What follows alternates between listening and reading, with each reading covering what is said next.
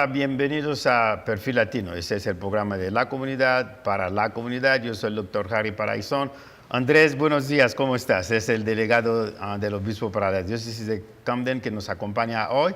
¿Cómo te va? Hola Harry, muy bien, gracias a Dios. Una alegría estar aquí contigo y un gran saludo, una alegría estar con todos los televidentes que nos ven.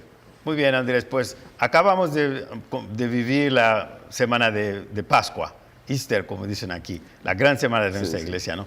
¿Qué comentarios nos tienes? ¿Qué te pareció? Yo creo que estamos en una época de gozo, de alegría, ¿cierto? Espero que muchos hayan podido realmente, que hayamos penetrado en el gran misterio de la pasión, muerte y resurrección de Jesús.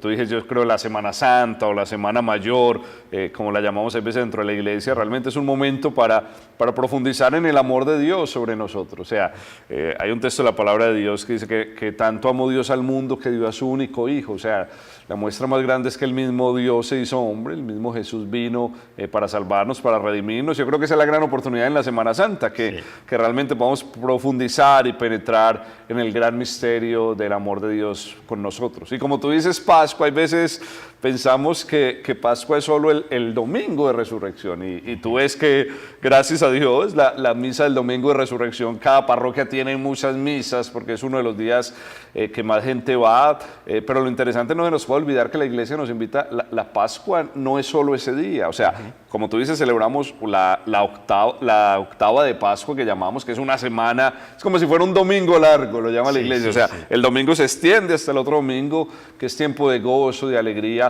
porque Jesús está vivo, porque Jesús está resucitado, porque Jesús está en medio nuestro, y no solo una semana, se extiende 50 días hasta Pentecostés. Alguien decía, ¿cierto? Esto es como, hay veces nos quedamos, la cuaresma son 40 días y la gente penetra en la cuaresma, medita, pero se nos olvida que después la fiesta son 50 días. O sea, estamos 40 días en preparación para celebrar 50 días. Entonces, contento de estar en esta época de Pascua de Jesús resucitado. Sí, está bien, y es que la Semana Santa, bueno, en algunos países de Latinoamérica, es festivo desde el Jueves Santo, Viernes Santo, se toman todos esos días para realmente celebrar el Viernes Santo, es la última cena, y luego el viernes, la crucifixión y el domingo de resurrección, ¿no? Pero quiero que platicamos un poquito del Jueves Santo, porque tuvimos la oportunidad de seguir nuestro obispo Dennis Sullivan. Él celebró la última cena en la parroquia de St. Paul en Peters, en Turnersville. Y para nosotros es un acto de mucha humildad cuando lavas los pies. Jesús lo hizo, ¿no? Para demostrarnos que tenemos que tener mucha humildad. Lavó los pies de sus discípulos y el obispo lo repitió en ese Jueves Santo. ¿Qué nos comentas? Yo creo que es una ceremonia bien preciosa. Yo creo que el Jueves Santo es una ceremonia que nos recuerda muchas cosas. O sea, el Jueves Santo, como tú dices, nos recuerda particularmente la última cena de Jesús con sus discípulos. Pero la última cena, hay que entender algo. Por ejemplo, ninguno de nosotros sabemos cuándo nos vamos a morir. O sea, han habido algunos santos que el Señor les ha dado esa gracia. Pero no nos queremos morir. No, exacto. No nos queremos ir al cielo, pero no nos queremos morir, ¿cierto? O sea, para ir al cielo hay que morirnos. Pero bueno, Jesús sabía, o sea, sabía lo que le esperaba, sabía que iba a ser torturado, que iba a ser crucificado. Entonces, hace la última cena con sus discípulos. Pero algo bien interesante, la última cena Jesús hace como su discurso de despedida. Es como si a nosotros nos dijeran, ve, mañana te vas a morir, ¿qué trataría uno de hacer? Bueno, hablar con mi esposa, con mis niñas, con mis papás, con la gente que quiero, como decirle lo más importante que quisiera decir. Y eso es lo que hace Jesús en la última cena. Incluso el Evangelio de Juan gasta varios capítulos hablando como el discurso de despedida de Jesús. Y eso fue lo que celebramos el Jueves Santo. Entonces, digamos que hay tres cosas fundamentales que se celebran el Jueves Santo. Primero, la institución de la Eucaristía. O sea, la última cena fue la primera Eucaristía, fue la primera misa. Entonces, recordamos que Jesús instituyó la Eucaristía. Segundo, es un día en que festejamos a nuestros sacerdotes, porque también reconocemos ese día también como el día de la institución del sacerdocio.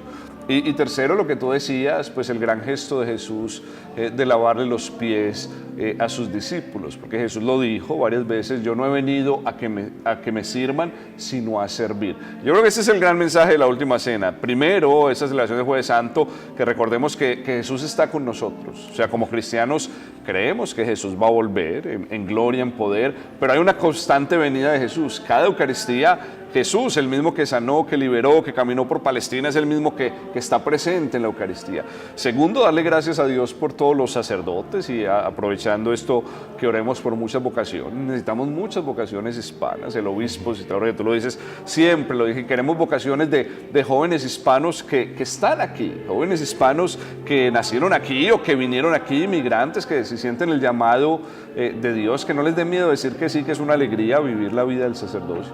Y tercero, lo que tú dices, un gran gesto de humildad de Jesús, un gran gesto de humildad que lo hace el Papa, tú ves, generalmente va a cárceles, incluso el obispo ese Jueves Santo, antes de la ceremonia que tú dices en Turnersville, fue a una de las prisiones, aquí también dentro de la diócesis, y es un signo de humildad, de lavar los pies, pero el signo de humildad va acompañado con el servicio, que Jesús les dijo a sus discípulos, esto mismo que estoy haciendo yo con ustedes, ¿cierto? Ustedes mismos háganlos con los demás. O sea, y Pedro no entendía cuando uno lee el Evangelio y dice, Señor, no me laves, primero no quería que le lavara los pies. Todo el cuerpo. Y Jesús le dice, si ya te bañaste no tienes necesidad. O sea, Pedro no entendía que lo que está haciendo Jesús es, hey, miren, yo soy Dios, pero sin embargo yo vine fue a servirlos. Y yo creo que ese es el llamado también que nos hace el obispo. Yo vengo a dar mi vida, a servir a los demás. Yo creo que la Pascua nos recuerda eso. O sea, Jesús está resucitado. ¿Para qué? Para que nosotros le sirvamos a Él, para que nosotros le sirvamos a los más necesitados.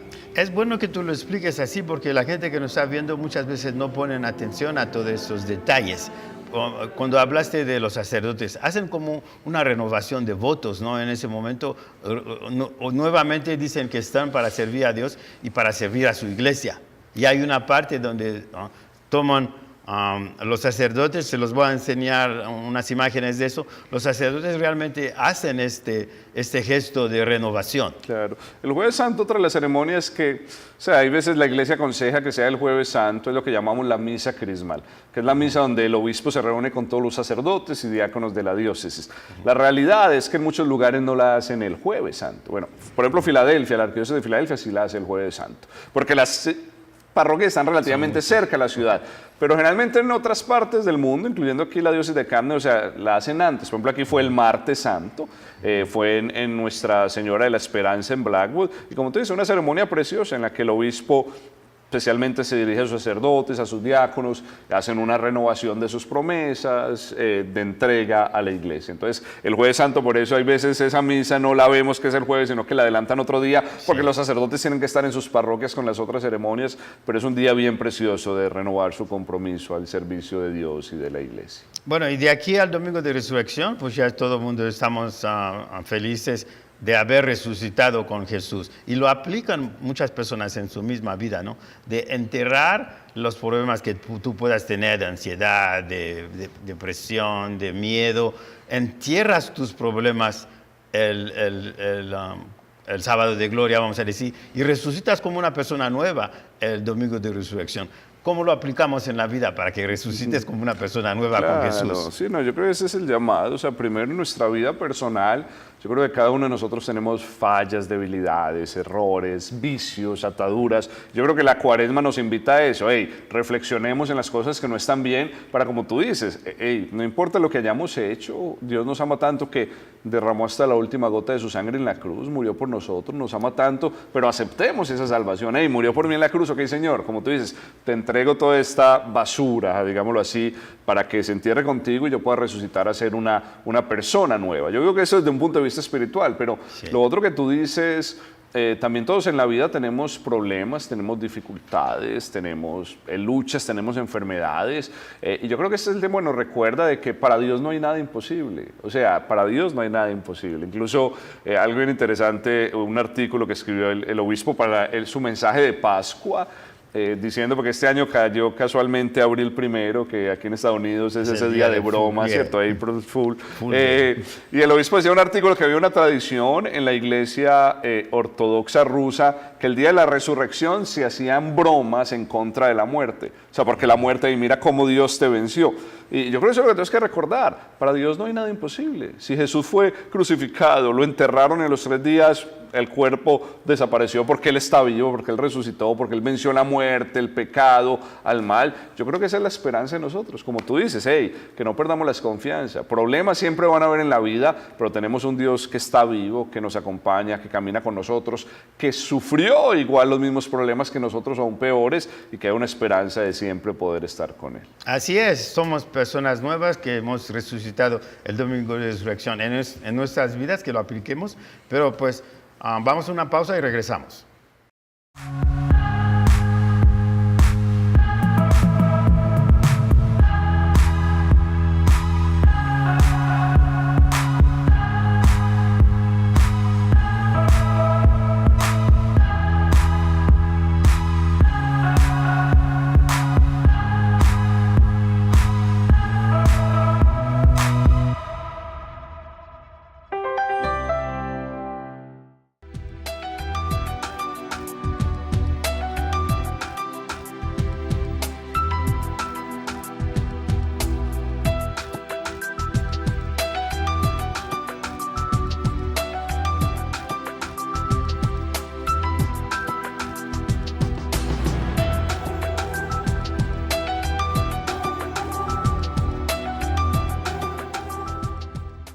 Estás viendo Perfil Latino, el programa de la comunidad para la comunidad. Estamos hablando con el señor Andrés Arango, es el delegado del obispo para la diócesis de Camden.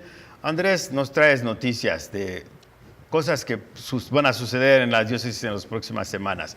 Compartimos el viaje, así como, ¿cuál es la noticia aquí? Claro, señora, que tú mencionas, compartimos el viaje o compartiendo el viaje. Yo creo que alguna vez lo habíamos hablado algunos meses atrás aquí en el programa, que esto fue una campaña que lanzó el Santo Padre Francisco, el Papa Francisco. Es una campaña de 2 años que inició en septiembre del año pasado y va hasta septiembre del 2019. Esto es organizado por una organización, seguramente ustedes han oído, se llama Cáritas. Cáritas es como la organización caritativa de la Iglesia Católica. Nada más que aquí en Estados Unidos se llama Catholic Charities, Caridades Católicas. Pero realmente en otras partes del mundo el nombre es Cáritas. Y este es un programa que lanzó el Papa para que creemos conciencia de nuestros hermanos y hermanas inmigrantes y refugiados. No solo aquí en los Estados Unidos, sino alrededor del mundo. Entonces, este programa es de 2 años, es cómo podemos crear iniciativas, cómo podemos orar por nuestros hermanos y hermanas refugiados, inmigrantes, cómo les podemos ayudar, cómo podemos luchar por ellos, luchar por sus derechos, luchar para que tengan una nueva vida. Entonces, yo creo que es algo bien interesante que está todo el mundo, alrededor del mundo, viviendo esta misma realidad. Incluso el mes pasado, tuvimos la oportunidad de estar en Los Ángeles en un congreso de educación religiosa muy grande que se hace en Estados Unidos, incluso hay varios sacerdotes, varias personas de aquí de la diócesis, y yo tuve una de las noches, hubo una cena con el cardenal Tagle, que es el cardenal de Filipinas, en Manila, Filipinas, que es uno de los hombres cercanos al Papa, y él es el presidente de Cáritas, o sea, el que está lanzando todo este programa. Y fue bonito escucharlo en un momento en que habló varios de los testimonios de cosas que suceden y el impacto, digamos, que tiene, ¿cierto?, la iglesia alrededor del mundo acompañando a los refugiados y los inmigrantes. Les cuento rápido uno de los testimonios, por ejemplo, que nos cortó el cardenal Tagle. Esta es una persona, ¿cierto?, que trabajó por varios años en una de las fronteras de Siria ayudando a los refugiados a poder salir de la guerra, llevarlos a otro lugar y eso. Y entonces, estos son gente, muchos de ellos de aquí, gente de Estados Unidos que va a trabajar alrededor del mundo, y dice que ella estaba en la frontera ayudando a muchos refugiados, personas que salían, todo. En fin, la historia es que 3 años después ella está en el Líbano y ella está ya dando una conferencia, fue a dar una conferencia hablando de refugiados. Dice que agarró un taxi del hotel al lugar que iba de conferencias, y que cuando llegó al lugar de las conferencias iba a pagar y el taxista le dijo, no, yo a usted no le puedo cobrar. Y ella le dice, pero ¿cómo que no? O sea, yo tengo plata, trabajo por nuestras organizaciones, usted está haciendo su trabajo. Dice, no le voy a cobrar. Entonces dice que ella se puso a poner nerviosa. Bueno, estoy aquí en un país extraño, ¿qué va a pasar? No me quieren cobrar todo, ¿qué voy a hacer? Y dice, no, yo le pago, señor. Y después de unos momentos dice, es que yo no le puedo cobrar a usted. Dice, ¿cómo que no me puede cobrar a mí? Me dijo, ¿cómo le voy a cobrar yo a alguien que trabaja para Cáritas ¿cómo le voy a cobrar eso si lo que ustedes están haciendo es ayudar a la gente? Y entonces ella le dice, ¿y usted cómo sabe que yo trabajo para Cáritas? Y dice, porque ella no tenía nada. Y dice, porque hace 3 años yo estaba cruzando la frontera de Siria y usted fue la persona que me ayudó a mí para poder salir. Ah, mira, nada más. Wow, o sea, dice ella nos contaba el canal Tagle que esta muchacha o esta señora que trabajaba por Cáritas decía, o sea, todo el trabajo de mi vida, todas las dudas, todas las luchas, si vale la pena o esto no, realmente con eso realmente vale la pena, ver el impacto simplemente por ayudar a nuestros hermanos a poder tener una mejor vida. Y estoy contando solo un ejemplo, pero tú sabes que tenemos una gran realidad inmigrante, de refugiados aquí en los Estados Unidos, especialmente la comunidad latina. Sí, y es difícil porque pues, hay tantas cosas que suceden a nivel político para la situación de nuestros hermanos inmigrantes que a veces uno dice, pues solamente hay que esperar, hay que luchar, hay que orar, hay que tener el apoyo de tu iglesia, porque la iglesia posiblemente es el único lugar donde realmente van a tener apoyo esas personas que están en condiciones donde muchas veces no dependen de ellos, sino dependen de que, por ejemplo, los dreamers, su mamá o su papá los trajo aquí de chiquitos, ellos crecieron acá y están aquí como personas excelentes y los están persiguiendo de alguna manera, pero claro. Entonces nuestra iglesia, qué bueno que está siempre tratando de hacer algo, de apoyarlos, de darles esta fuerza que ellos necesitan. Sí, exacto. Yo creo que ese es el gran compromiso de la iglesia, que la gente se sienta que la iglesia está con ellos, que la iglesia está con nosotros. O sea, pues nosotros somos inmigrantes. Claro. O sea, nosotros hemos venido y es una bendición estar aquí en este país, pero que nunca se nos olvide por lo que están pasando muchos de nuestros hermanos y hermanas en este momento. Y yo creo, seguramente tenemos muchos de nuestros vecinos, como tú dices, que a veces ni nos damos cuenta que a lo mejor tienen problemas porque no tienen documentos. Tenemos cerca de nosotros aquí hay varios lugares de refugiados, especialmente gente de Asia, de África, hay muchos refugiados acá.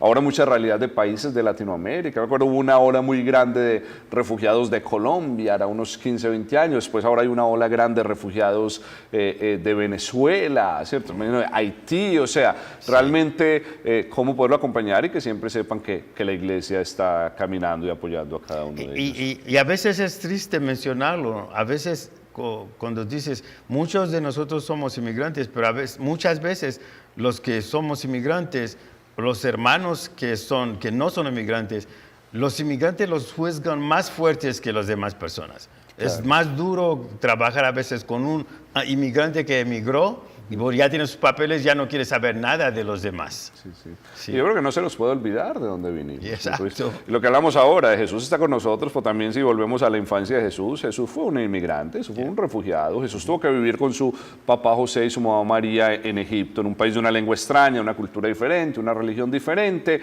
¿Y qué nos hace Jesús? Amar a todos. Y yo creo que, como tú dices, oye, que no se nos olvide lo que nos tocó pasar a nosotros. O si tú fuiste bendecido y no te tocó pasar por nada, sino que ya llegaste con todo, ok, dale gracias a Dios y cómo puedes ayudar a los demás realmente en ese caminar. Muy bien.